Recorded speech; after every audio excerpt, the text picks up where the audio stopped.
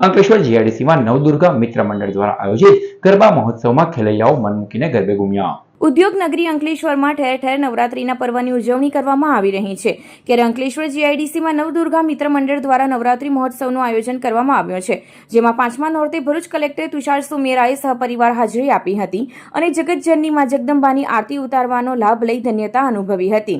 ગરબા મહોત્સવમાં ખેલૈયાઓ મન મૂકીને ગરબે ઘૂમ્યા હતા। આ પ્રસંગે અંકલેશ્વર ઉદ્યોગ મંડળના પૂર્વ પ્રમુખ રમેશ ગાબાણી સહિતના આગેવાનોએ પણ હાજરી આપી હતી।